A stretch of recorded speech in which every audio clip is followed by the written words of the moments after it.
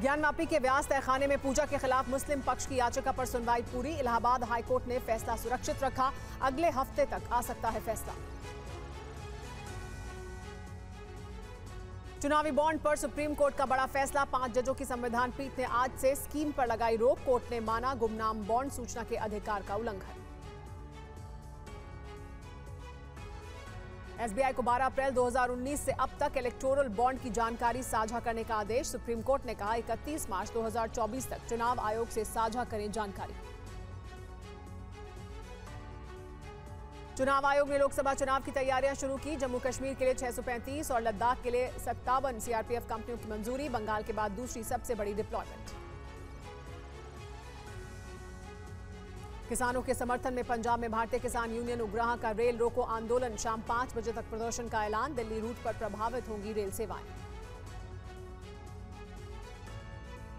केंद्र सरकार और किसानों के बीच तीसरे दौर की बैठक। चंडीगढ़ में शाम 5 बजे अर्जुन मुंडा, पीयूष गोयल और नित्यानंद राय करेंगे बातचीत। इससे पहले 8 और 12 फरवरी को हुई थी बैठक। आंदोलनकारी किसानों ने आज शाम तक के लिए सभी विरोध प्रदर्शन रोके। बैठक तक दिल्ली मार्च नहीं करेंगे किसान शंभू बॉर्डर पर शांतिपूर्वक बैठे रहेंगे। शंभू बॉर्डर पर किसानों का शांतिपूर्वक धरना। किसान नेता सरवन सिंह पंढेर बोले, जब तक बात नहीं बनेगी तब तक बैठे रहेंगे। पुलिस प्रशासन की कार्रवाई पर उठाए सवाल। सरकार के साथ तीसरे दौर की बैठक से पहले किसान नेता सरवन सिंह पंढेर की बड़ी अपील। कहा, वार्ताकार मंत्रियों से बात करें, पीएम मोदी। किसान आंदोलन के बीच 16 फरवरी को भारत बंद का ऐलान। संयुक्त किसान मोर्चा ने दूसरे संगठनों और किसानों से बंद में शामिल होने की अपील की। दोहा में पीएम मोदी और कतर के अमीर तमीम बिन हम्मद अल थानी के बीच द्विपक्षीय वार्ता। संबंधों को और मजबूत बनाने पर हुई चर्चा। थोड़ी देर बाद दिल्ली के लिए रवाना होंगे पीएम। अबुधाबी मंदिर के साथ पीएम मोदी की पोस्ट। लिखा, मानवता के इतिहास में यूएई का स्वर्णिम अध्याय। कल यूएई में हिंदू मंदिर का पीएम मोदी ने किया था उद्घाटन। प्रधानमंत्री ने कहा, दुबई में भारतीय श्रमिकों के लिए बनेगा अस्पताल। यूएई सरकार अस्पताल के लिए देगी जमीन। यूएई सरकार का किया आभार। राज्यसभा चुनाव के लिए नामांकन का आज आखिरी दिन। गुजरात के गांधीनगर से जेपी नड्डा ने भरा पर्चा। प्रफुल्ल पटेल समेत कई नेताओं ने विधानसभा में दाखिल किया नामांकन। राज्यसभा उम्मीदवारी के बाद सोनिया गांधी का रायबरेली के लोगों के नाम चिट्ठी। बोली, मेरा मन प्राण हमेशा आपके पास रहेगा। रायबरेली आकर ही मेरा परिवार होता है पूरा। लोकसभा चुनाव में कांग्रेस की आप से बातचीत जारी। सूत्रों के मुताबिक दिल्ली में 4 से 3 के फॉर्मूले को लेकर बातचीत जारी। चंडीगढ़ और गुजरात की भरूच सीट को लेकर भी बातचीत। बिहार में सरकार बदलने के बाद पहली बार लालू और नीतीश की मुलाकात। विधानसभा में दोनों ने एक दूसरे का पूछा हाल। राज्यसभा के लिए मनोज झा और संजय यादव ने भरा पर्चा। आज पेश नहीं होगा दिल्ली का बजट। मार्च के पहले हफ्ते तक बढ़ा विधानसभा का बजट सत्र। सदन में आतिशी ने बताया, बजट के फाइनल होने में लग सकता है 10 से 15 दिन का समय। बिहार में राहुल गांधी की भारत जोड़ो न्याय यात्रा। औरंगाबाद में करेंगे जनसभा। कांग्रेस अध्यक्ष खड़गे रहेंगे मौजूद। फिर कैमूर होते हुए यूपी में दाखिल होगी ये यात्रा। हिंसा को लेकर गठित बीजेपी की जांच कमेटी आज शाम पहुंचेगी पश्चिम बंगाल के संदेश खाली। 6 सदस्यीय कमेटी में 2 केंद्रीय मंत्री और 4 सांसद शामिल। ममता सरकार पर बीजेपी के गंभीर आरोप। हैदराबाद में बीजेपी महिला मोर्चा का प्रदर्शन। संदेश खाली हिंसा को लेकर ममता सरकार का विरोध। प्रदर्शनकारियों को पुलिस ने हिरासत में लिया। विवाद के बीच राजस्थान के स्कूलों में सूर्य नमस्कार का कार्यक्रम। जयपुर में शिक्षा मंत्री मदन दिलावर ने छात्रों के साथ किया सूर्य नमस्कार। राजस्थान मुस्लिम फोरम का विरोध। सूर्य नमस्कार का विरोध करने वालों को राजस्थान के शिक्षा मंत्री का जवाब। मदन दिलावर ने कहा, सूर्य नमस्कार का विरोध करने वाले सूर्य की तरफ ना देखें और ना ही उसकी रोशनी लें।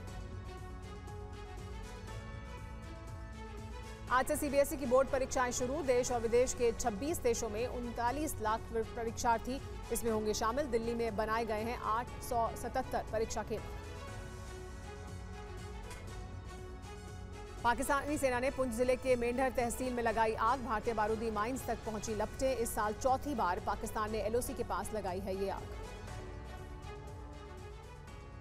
और आइए अब करते हैं दोपहर 3 बजे के बुलेटिन की शुरुआत इस वक्त की 3 बड़ी खबरों के साथ। पहली बड़ी खबर सुप्रीम कोर्ट से, जहां चुनावी बॉन्ड को असंवैधानिक करार दे दिया गया कोर्ट द्वारा। साथ ही चुनावी बॉन्ड सार्वजनिक करने का भी संदेश दिया गया है।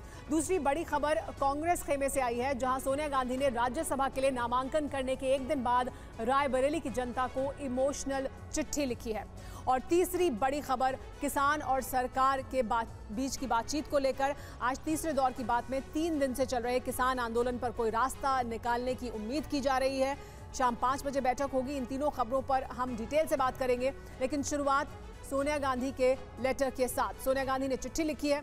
उन्होंने कहा कि किस तरह से लोग उनका साथ दें। लेकिन इस वक्त की बड़ी खबर आपको बता देते हैं आगे बढ़ने से पहले। चुनावी चंदे को लेकर बड़ी खबर आ रही है। पुनर्विचार याचिका दायर करेगा केंद्र। सूत्रों के हवाले से खबर। कानून और वित्त मंत्रालय की बातचीत हुई है। वित्त मंत्रालय के सूत्रों से बड़ी खबर आ रही है कि पुनर्विचार याचिका इलेक्टोरल बॉन्ड्स के मुद्दे पर दायर की जा सकती है सरकार द्वारा। योजना के लाभ पर जोर देने की अपील होगी, यानी सरकार की तरफ से पुनर्विचार याचिका में बताया जाएगा कि इस योजना के कितने लाभ हैं। कोर्ट की तरफ से, सुप्रीम कोर्ट की तरफ से आज ही फैसला सुनाया गया था, जिसमें रोक लगाई गई थी इलेक्टोरल बॉन्ड्स पर। सरकार के पास मौका है पुनर्विचार याचिका दायर करने का। और अब सूत्रों के हवाले से खबर यह मिल रही है कि सरकार इसका इस्तेमाल कर सकती है। पुनर्विचार याचिका दायर की जा सकती है। एक और बड़ी खबर इसी मुद्दे से जुड़ी हुई है कि चुनावी चंदे की योजना पर सुप्रीम कोर्ट ने क्योंकि रोक लगाई है, चुनावी बॉन्ड योजना को असंवैधानिक करार दिया गया सुप्रीम कोर्ट में बड़े फैसले के द्वारा। एसबीआई को कहा गया कि इलेक्शन कमीशन को ये जो तमाम इलेक्टोरल बॉन्ड है इनकी जानकारी दे। इलेक्शन कमीशन को जानकारी अपनी वेबसाइट पर साझा करनी होगी, देनी होगी, ताकि सभी इस जानकारी को देख सकें। एसबीआई को 12 अप्रैल 2019 से ये जानकारी देनी होगी। ब्लैक मनी को व्हाइट किया जा रहा है, ये आपत्ति दर्ज कराई गई सुप्रीम कोर्ट द्वारा। बड़ा फैसला सुप्रीम कोर्ट का इलेक्टोरल बॉन्ड्स को लेकर। लेकिन वहीं इससे जुड़ी जो दूसरी बड़ी खबर अब सामने आ रही है वो ये कि सूत्रों के हवाले से जानकारी ये मिल रही है कि सरकार इस मामले में पुनर्विचार याचिका दायर कर सकती है। सरकार के पास ये विकल्प है और ऐसी जानकारी मिल रही है सूत्रों के हवाले से कि सरकार उसका इस्तेमाल कर सकती है। लेकिन इलेक्टोरल बॉन्ड से जुड़ी एक और बड़ी खबर जो आज सामने आई वो ये कि सुप्रीम कोर्ट की तरफ से इस पर सुप्रीम रोक लगा दी गई। 10 बड़ी बातें क्या हैं इस पूरे मुद्दे से जुड़ी हुई, सुप्रीम कोर्ट की तरफ से क्या कुछ कहा गया है वो आइए आपको बताते हैं। सुप्रीम कोर्ट की तरफ से जो रोक लगाई गई उसमें बड़ी बात यह कि चुनावी बॉन्ड योजना असंवैधानिक है, कहा सुप्रीम कोर्ट ने। दूसरी बड़ी बात यह कि तत्काल प्रभाव से चुनावी बॉन्ड पर रोक लगा दी जाए, इलेक्टोरल बॉन्ड्स पर रोक लगाई जाए। एसबीआई चुनाव आयोग को यह तमाम जानकारी दे। तो देखिए, पहली बड़ी बात यह कि चुनावी बॉन्ड योजना असंवैधानिक है, यह सुप्रीम कोर्ट की तरफ से कहा गया। जो 10 बड़ी बातें सुप्रीम कोर्ट की तरफ से कही गई हैं वो आइए आपको बता देते हैं। इसके बाद दूसरी बड़ी खबर ये कि तत्काल प्रभाव से इस पर रोक लगाई जाए। एसबीआई चुनाव आयोग को तमाम जानकारी दे, ये कहा गया। 12 अप्रैल 2019 से सार्वजनिक होगी जानकारी सुप्रीम कोर्ट के फैसले के आधार पर। चुनावी बॉन्ड से ब्लैक मनी व्हाइट की जा रही है, ये चिंता जाहिर की गई सुप्रीम कोर्ट द्वारा। चुनावी बॉन्ड सिस्टम पारदर्शी नहीं है, ये जो जानकारी मिलनी चाहिए लोगों को उसका उल्लंघन है। एसबीआई को चुनावी बॉन्ड जारी करने पर फौरन रोक लगानी चाहिए। एक और बड़ी जो जानकारी से निकल कर आई वो ये कि एसबीआई चुनाव आयोग से 6 मार्च तक तमाम जानकारी को साझा कर ले और इलेक्शन कमीशन सभी दान को रसीद के साथ 1 हफ्ते में सार्वजनिक करे, यानी इलेक्शन कमीशन अपनी वेबसाइट पर तमाम जानकारी दे। 15 दिन की वैधता वाले बॉन्ड लौटाने होंगे, यानी जो अभी बॉन्ड जारी किए गए हैं जो 15 दिन के लिए वैध होते हैं उन्हें लौटाना होगा। इसी से जुड़ी सुनिए क्या है जानकारी। आज एक बहुत ही महत्वपूर्ण फैसला सुप्रीम कोर्ट ने दिया, जिसका कि बहुत लंबा असर होगा हमारी पूरी चुनावी लोकतंत्र के ऊपर। उन्होंने ये इलेक्टोरल बॉन्ड की स्कीम कॉम्प्रिहेंसिवली स्ट्राइक डाउन कर दी है, ये कहते हुए कि इसमें जो एनोनिमस एलिमेंट इन्होंने लाया कि भाई किसी को पता नहीं लगे कि भाई ये इलेक्टोरल बॉन्ड किसने खरीदे और किसको दिए, ये बिल्कुल हमारे जनता के सूचना के अधिकार के खिलाफ है, जो कि एक मौलिक अधिकार है जनता का। और साथ में उन्होंने तो ये जितने भी अमेंडमेंट्स आए थे कंपनीज एक्ट में, इनकम टैक्स एक्ट में, रिप्रेजेंटेशन ऑफ पीपल एक्ट में, सबको रद्द कर दिया। जितने भी इलेक्टोरल बॉन्ड्स खरीदे गए और जो जमा करे गए पॉलिटिकल पार्टियों ने जो अपने खातों में जमा करे, उसका पूरा ब्यौरा स्टेट बैंक ऑफ इंडिया जिसके पास ये सारी इन्फॉर्मेशन है वो इलेक्शन कमीशन को दे और ये पब्लिक वेबसाइट पर डाला जाए, जिससे कि जनता को पता लगे कि किसने ये इलेक्टोरल बॉन्ड्स खरीदे और किस पॉलिटिकल पार्टी को दिए। निर्णय से जो है 3-4 बातें जो सामने आ रही है। एक तो भारतीय जनता पार्टी ने फर्जीवाड़ा करके कंपनी एक्ट को बदल दिया था। देखिए थोड़ा सा टेक्निकल चीज 2-3 बातें बताऊंगा।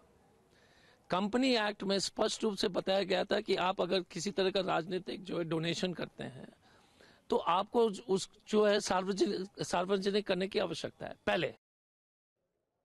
और इसी खबर पर और ज्यादा जानकारी के लिए हमारे साथ पीयूष पांडे जुड़ गए हैं। पीयूष, अब ये जानकारी मिल रही है क्योंकि सरकार के पास एक विकल्प था कि वो पुनर्विचार याचिका दायर करे, तो क्या उसका इस्तेमाल किया जाएगा? ऐसी जानकारी मिल रही है कि सरकार ये विकल्प इस्तेमाल करेगी और पुनर्विचार याचिका दायर कर सकती है। सुमेरा, देखिए 2 विकल्प अभी केंद्र सरकार के पास हैं। पहला पुनर्विचार याचिका और दूसरा इस मामले में क्यूरेटिव याचिका फाइल हो सकती है। लेकिन अभी पुनर्विचार याचिका पर विचार किया जा रहा है, चूंकि ये पहला विकल्प है और सूत्रों के हवाले से ये सूचना मिली है कि वित्त मंत्रालय इस मामले में कानून मंत्रालय के साथ बैठक करेगा, समीक्षा करेगा और कोर्ट के सामने ये पेश करने की कोशिश करेगा कि जो लाभ हैं उसको यहाँ पर ठीक से एलोबोरेट नहीं किया गया था। शायद यही वजह है कि सुप्रीम कोर्ट की ओर से ये फैसला दिया गया। तो कुल मिलाकर के इस पर जो समीक्षा होगी, समीक्षा के बाद यहाँ पर सुप्रीम कोर्ट में पुनर्विचार याचिका केंद्र सरकार की ओर से दाखिल की जा सकती है। जी सुमेरा। जी, और ये कितनी जल्दी हो सकता है पीयूष? देखिए इस बारे में अभी कोई सूचना नहीं मिली है। हालांकि पुनर्विचार याचिका जजमेंट आने के 1 दिन बाद भी दाखिल की जा सकती है, लेकिन ये देखना होगा कि सरकार इस मामले में जो फैसला है उसकी समीक्षा कितने दिनों में करती है। सरकार के पास 70 दिनों का वक्त है।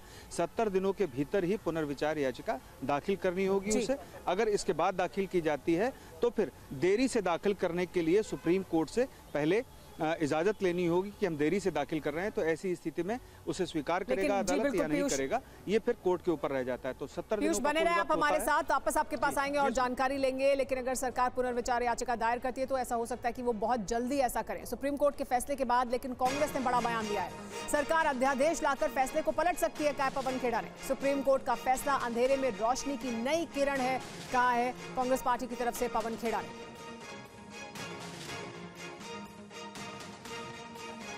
हम माननीय सर्वोच्च न्यायालय के इस आदेश का खुले दिल से स्वागत करते हैं।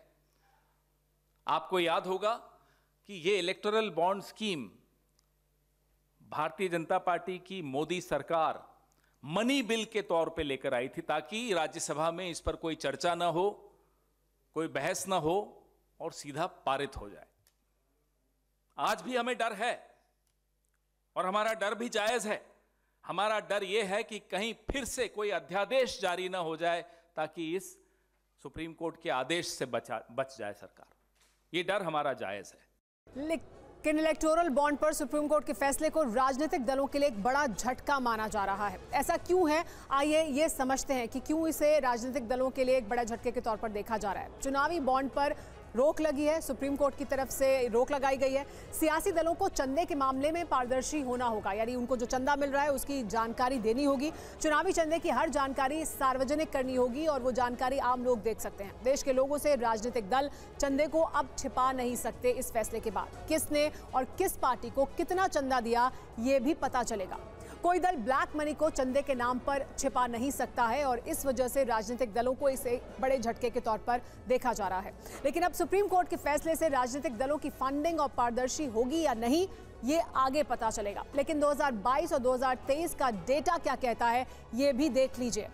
इलेक्टोरल बॉन्ड का हिसाब किताब अगर देखा जाए तो किसको क्या मिला, आइए वो आपको बताते हैं। कुल 2,800 करोड़ रुपए का चंदा हुआ, जिसमें से बीजेपी को 1,294 करोड़ रुपए मिले। कुल बॉन्ड का यानी 46% बीजेपी को मिला। कांग्रेस पार्टी को 171 करोड़ रुपए मिले, यानी कुल बॉन्ड का 6% ही कांग्रेस पार्टी को मिला। बड़ा हिस्सा बीजेपी के खाते में गया इलेक्टोरल बॉन्ड का। इलेक्टोरल बॉन्ड को भी जान लीजिए कि दरअसल ये है क्या। राजनीतिक दलों को चंदा देने का ये एक जरिया है। आप इलेक्टोरल बॉन्ड के जरिए चंदा दे सकते हैं। कोई भी नागरिक या कोई भी कंपनी एसबीआई की जो चुनिंदा ब्रांचें हैं वहां पर जाकर इसे खरीद सकते हैं। कोई भी कंपनी SBI ब्रांच से इसे खरीद सकती है। पार्टियों को गुमनाम तरीके से दान करने का ये एक तरीका है, यानी आप गुमनाम तरीके से पार्टी को दान दे सकते हैं, चंदा दे सकते हैं। योजना की घोषणा 2017 में की गई थी। 29 जनवरी 2018 को इसको कानून बनाकर लागू कर दिया गया। SBI पार्टियों को धन के लिए बॉन्ड जारी करती है और इस योजना में भुगतानकर्ता का नाम नहीं होता है। 1000, 10,000, 1 लाख, 1 करोड़ तक का बॉन्ड जारी किया जाता है। 10 लाख और 1 करोड़ रुपए के भी बॉन्ड जारी होते हैं। पिछले चुनाव में 1% वोट पाने वाले दलों को बॉन्ड से चंदा बॉन्ड मिला। जनवरी, अप्रैल और जुलाई और अक्टूबर में खरीदे जाते हैं ये बॉन्ड। चुनावी बॉन्ड्स की अवधि 15 दिन की होती है। लोकसभा चुनाव के साल में तय 30 दिनों से अलग भी जानकारी होती है। लेकिन अब अगली बड़ी खबर का रुख कर लेते हैं जो पश्चिम बंगाल से है। पश्चिम बंगाल के 24 परगना जिले के संदेश खाली को लेकर कोलकाता से जम्मू तक सियासी संग्राम मचा हुआ है। इस वक्त की बड़ी खबर संदेश खाली से जुड़ी हुई, ये आपको बता देते हैं। देखिए ये तस्वीरें आप देख रहे हैं किस तरह से विरोध प्रदर्शन हो रहा है। कोलकाता में विरोध प्रदर्शन हुआ है। इसके अलावा TMC की तरफ से भी इस पर जवाब दिया गया है। लेकिन इस वक्त की बड़ी खबर यह कि संदेश खाली को लेकर कोलकाता में भारी हंगामा है। बीजेपी का कोलकाता में विरोध प्रदर्शन। संदेश खाली पर शुभेंदु अधिकारी के साथ कई नेता मौजूद थे। इस विरोध प्रदर्शन में 6 बीजेपी विधायकों के निलंबन से बीजेपी नाराज है। संदेश खाली हिंसा को लेकर विधानसभा में हंगामा हुआ था और उसके बाद 6 विधायकों को निलंबित कर दिया गया। विधानसभा में हंगामे के बाद निलंबन हुआ। संदेश खाली के मुद्दे पर बीजेपी विधायक विरोध प्रदर्शन कर रहे थे विधानसभा में, जिसके बाद 6 बीजेपी विधायकों को निलंबित कर दिया गया। इसके बाद शुभेंदु अधिकारी के साथ तमाम और बीजेपी के बड़े नेताओं ने विरोध प्रदर्शन किया है। बीजेपी के कई बड़े नेता शुभेंदु अधिकारी के साथ मौजूद रहे। तस्वीरें आप कोलकाता की देख रहे हैं जहां पर बीजेपी के द्वारा प्रदर्शन किया जा रहा है। एक और बड़ी खबर, शुभेंदु अधिकारी को संदेश खाली जाने से रोका गया क्योंकि संदेश खाली जाना चाहते थे। कोलकाता से संदेश खाली जा रहे थे शुभेंदु अधिकारी, लेकिन उन्हें रोक दिया गया। रोके जाने पर धरने पर बैठ गए शुभेंदु अधिकारी। देखिए ये तस्वीरें देखिए, शुभेंदु अधिकारी को संदेश खाली जाने से रोका गया क्योंकि शुभेंदु अधिकारी संदेश खाली जाना चाहते थे, लेकिन उन्हें रोका गया, जिसके बाद वो वहीं धरने पर बैठे।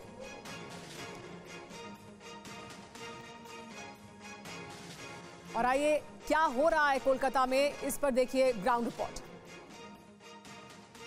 संदेशखाली पहुंचने से पहले 6 किलोमीटर आगे शुभेंदु अधिकारी को रोक दिया गया। शुभेंदु अधिकारी धरने में बैठ चुके हैं और बड़ा फोर्स शुभेंदु अधिकारी के जो बस है उनके सामने खड़े हो गए हैं। 144 इलाका है। शुभेंदु अधिकारी आज कोशिश किए थे जाने के लिए संदेशखाली, लेकिन साइंस सिटी में पहली बार उनको रोका गया। उसके आगे जब शॉर्बेरिया वो पहुंचे उसके बाद उनको यहाँ पे फिर से रोक दिया गया। आप देख सकते हैं कि बड़ा यहाँ पे फोर्स लगाया गया है, पूरा बैरिकेड कर दिया गया है ताकि शुभेंदु अधिकारी आगे ना जा सके। पुलिस ने अभी तक जो रीजन बताया उनसे ये साफ पता चलता है, पुलिस नहीं चाहता कि शुभेंदु अधिकारी जैसा लीडर अगर वहां पे पहुंचे तो गांव के जो लोग हैं वो बाहर आ जाए।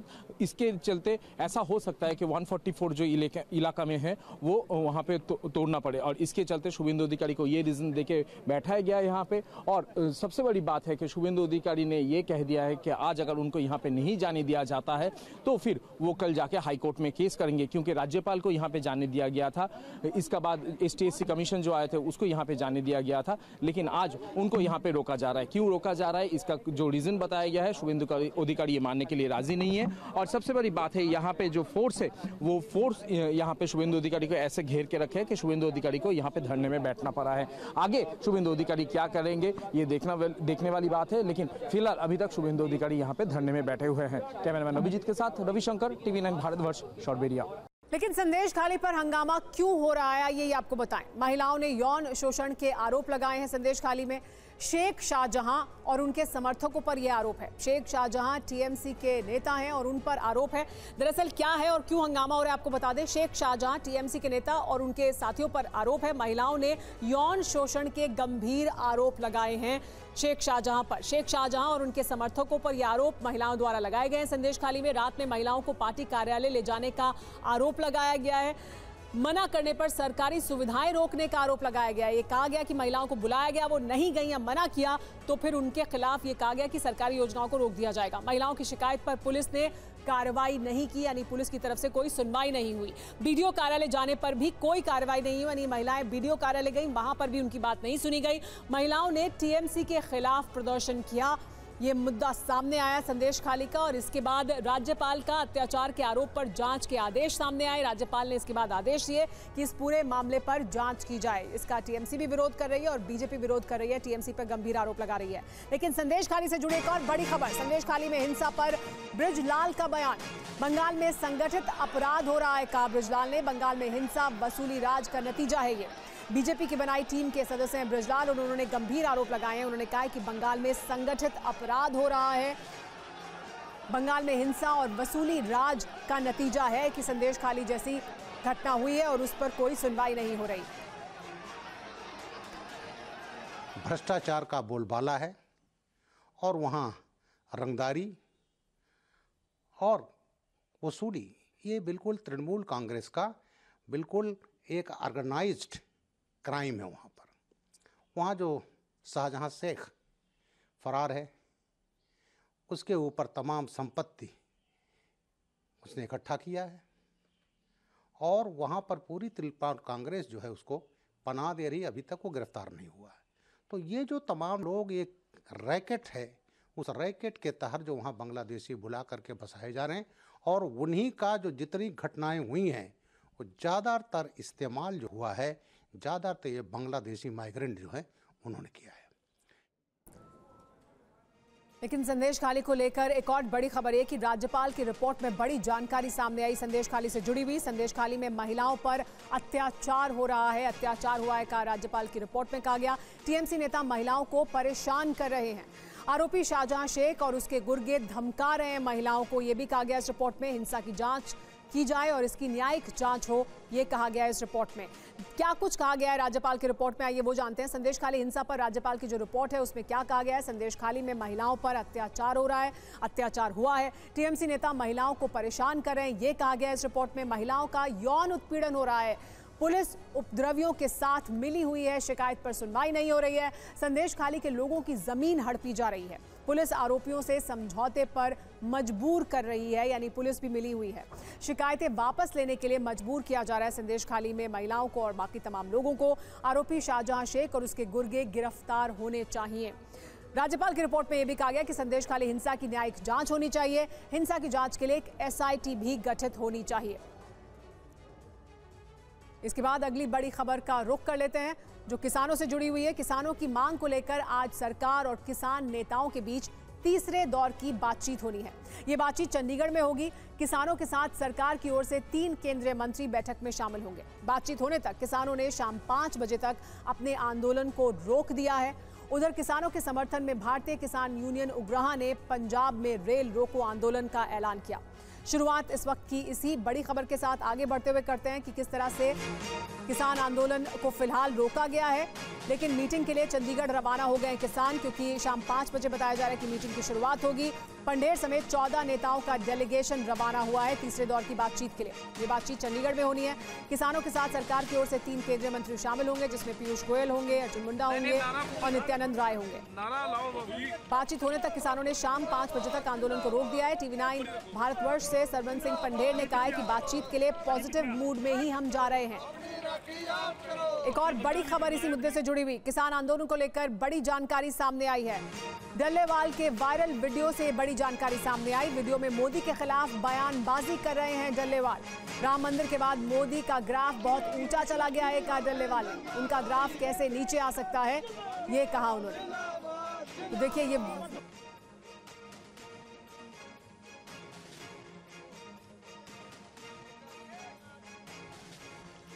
मोदी का ग्राफ बहुत मंदिर दे करके ऊपर चढ़ गया, वो नुकसान वो ਇਹਦਾ ग्राफ डाउन किवें आ सकता है। मैं बहुत बारी जो मैं पिंडां दे विच तैयारियां कराउंदा फिरदा जी, बहुत बारी लोकां नूं इहो कहंदा सी कि मौका बड़ा थोड़ा है, ग्राफ ਉਹਦਾ बड़ा ਉੱਚਾ ਚੜਿਆ, दिन साडे ਕੋਲੇ थोड़े है की ਅਸੀਂ ਇਹਨੇ थोड़े दिनों ਦੇ ਵਿੱਚ ग्राफ ਇਹਦਾ डाउन कर ਲਾਂ। मोदी का ग्राफ बहुत मंदिर दे करके ऊपर चढ़ गया, वो नुकसान वो ਇਹਦਾ ग्राफ डाउन किवें आ सकता है। मैं बहुत बारी जो मैं पिंडां दे विच तैयारियां कराउंदा फिरदा जी, बहुत बारी लोकां नूं इहो कहंदा सी कि मौका बड़ा थोड़ा है, ग्राफ ਉਹਦਾ बड़ा ਉੱਚਾ ਚੜਿਆ, दिन साडे ਕੋਲੇ थोड़े है की ਅਸੀਂ ਇਹਨੇ थोड़े दिनों ਦੇ ਵਿੱਚ ग्राफ ਇਹਦਾ डाउन कर ਲਾਂ। एक और बड़ी खबर आपको बता दें, किसानों का रेल रोको आंदोलन भी जारी है। भारतीय किसान यूनियन उग्राहा ने प्रदर्शन किया है। प्रदर्शनकारी किसानों के समर्थन में रेल रोको आंदोलन किया गया। भारतीय किसान यूनियन उग्राहा द्वारा शाम 5 बजे तक ट्रेन रोकने का ऐलान किया गया है। तस्वीरें देखिए आप, किस तरह से रेल रोको अभियान में शामिल हुआ है भारतीय किसान यूनियन उग्राहा। और रेल रोको अभियान भी शाम 5 बजे तक चलता रहेगा। शाम 5 बजे बैठक की शुरुआत होनी है। भारतीय किसान यूनियन भी शामिल हुआ है किसानों के समर्थन में। वो किसान जो दिल्ली में दाखिल होने की और विरोध प्रदर्शन कर रहे हैं शंभू बॉर्डर पर, उन्हीं के समर्थन में अब भारतीय किसान यूनियन उग्राहा भी शामिल हुआ और प्रदर्शन किया। रेल रोको अभियान चलाया है। आज शाम 5 बजे तक चलता रहेगा ये आंदोलन।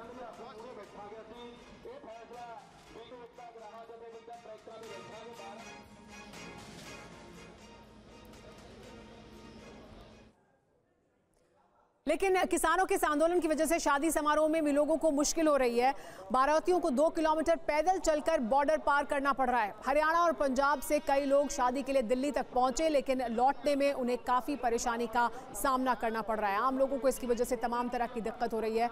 किस तरह से किसान आंदोलन के चलते लोगों को सड़क पर पैदल चलना पड़ रहा है।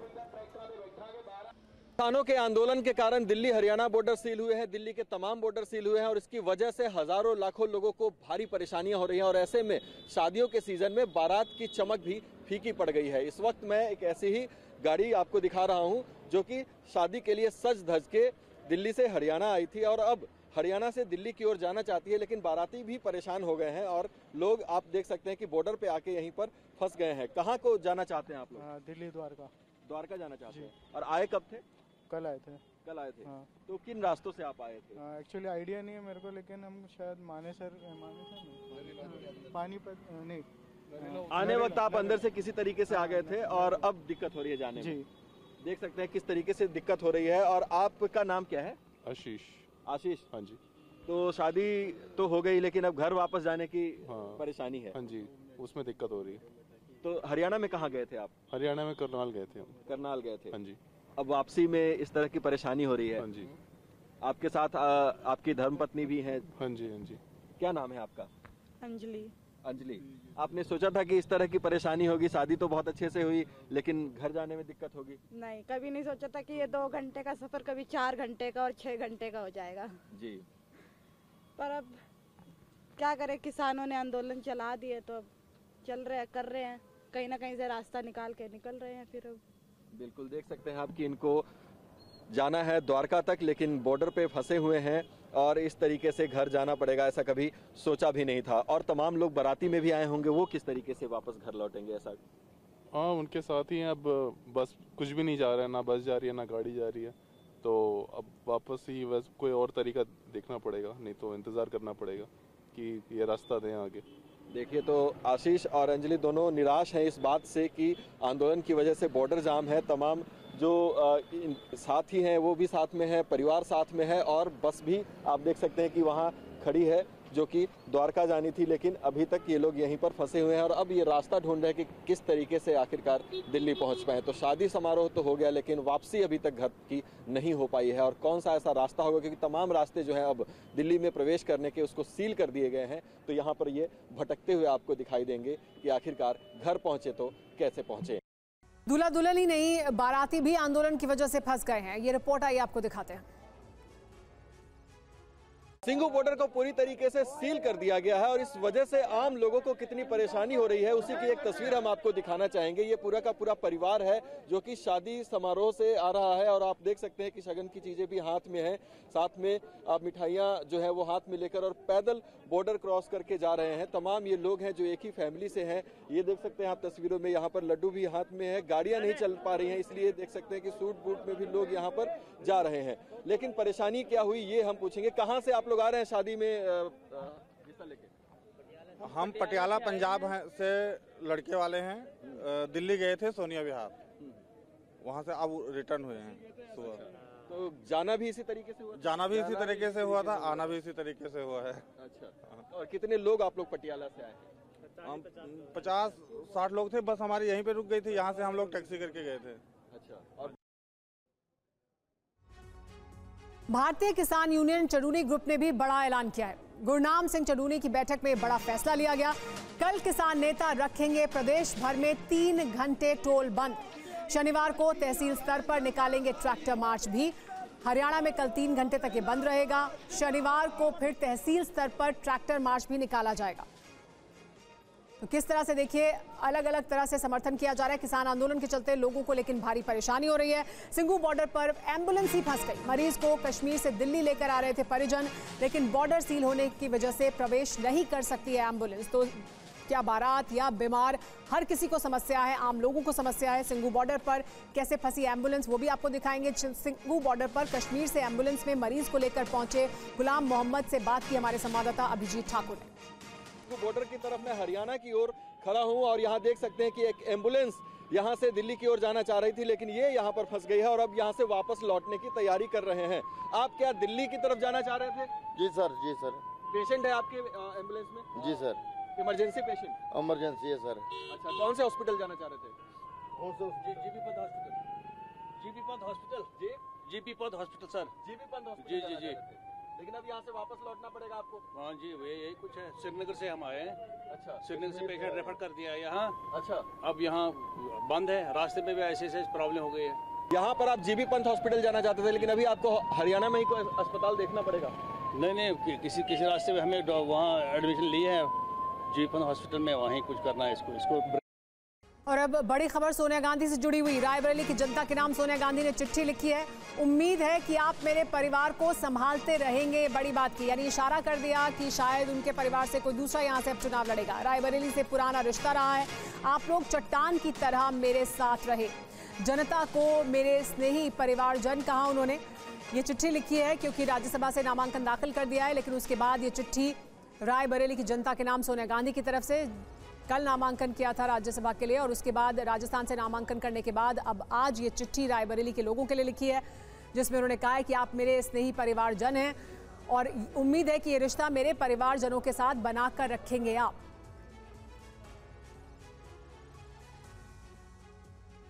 क्या कहा सोनिया गांधी ने चिट्ठी में, बड़ी बातें क्या है इस चिट्ठी की और क्या संकेत हैं वो आपको आइए बताते हैं। रायबरेली के नाम सोनिया गांधी ने चिट्ठी लिखी है। संदेश ये है कि अगला चुनाव नहीं लड़ूंगी, यानी ये तो साफ कर दिया उन्होंने कि अगला चुनाव नहीं लड़ेंगे क्योंकि राज्यसभा का नामांकन भी दाखिल कर दिया है। लेकिन संकेत क्या है, प्रियंका गांधी क्या चुनाव लड़ेंगी, क्योंकि उन्होंने कहा है कि परिवारजनों के साथ आप अपना स्नेह ऐसे ही बरकरार रखें। एक और संदेश है कि मेरे परिवार को संभालते रहेंगे। क्या है इसका संकेत जो उन्होंने संदेश दिया परिवार के लिए, यानी वोट की अपील है क्या उनकी तरफ से, यानी वही स्नेह जो उनको मिला वो आगे परिवार को देते रहें।